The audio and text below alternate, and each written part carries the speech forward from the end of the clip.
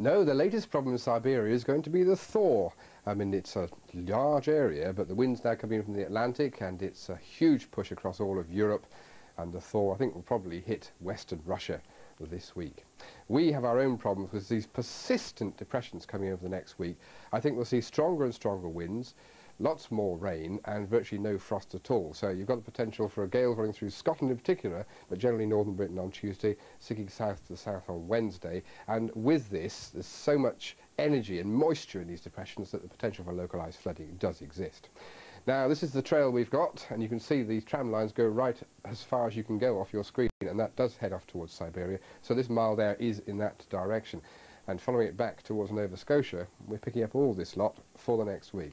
So the isobars then are always tight. They get particularly tight on Tuesday, as you can see. They repeat the process later on Wednesday. Now, there's a hint at the end of this sequence. This is about 5 days' worth of the pressure pattern that we briefly pull in some colder air. However, the confidence on that is not that great, I have to say. So we're generally speaking staying stormy and fairly mild for the next few days. Now, we've seen rain come across Scotland today. It's changed through to sundry showers, so I think from lunchtime onwards you'll find brighter weather for Scotland and Northern Ireland. The wind's slowly abating as the rain sinks further south, but it's not disappearing. That rain's going to sit over Wales in particular, potential flooding, and southern England, and come back through Ireland for later on tonight. The thing's waving back. Thunder at the moment and probably disappearing in the next couple of hours for Scotland. Very, very mild.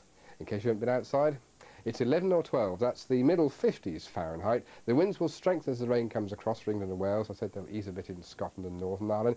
There's, of course, no frost tonight with rain and wind everywhere. Temperatures no lower than about 4 degrees at the absolute minimum. That's in the Grampians of Scotland. Now, on Monday, we've still got that line of rain through here. It's likely, I think, to slowly brighten up in eastern England. 12, 54. It's a possibility that the western halves of Scotland will come into the brighter weather, but effectively it's a windy but non-moving day as far as the weather is concerned. Persistent rain for Cumbria, for Wales, maybe for western Scotland. You see the potential problems here. On Tuesday, briefly we're changing that. Another low's coming into Scotland. This is where we might well get gale force winds running through Scotland. Now, it's a possibility they'll run through the Lowland Valley, through Glasgow and Edinburgh. Not a certainty, but a possibility, and that's something to watch. A lot quieter and slightly less mild further south. Looks like a brief day of respite. Then on Wednesday, the winds pick up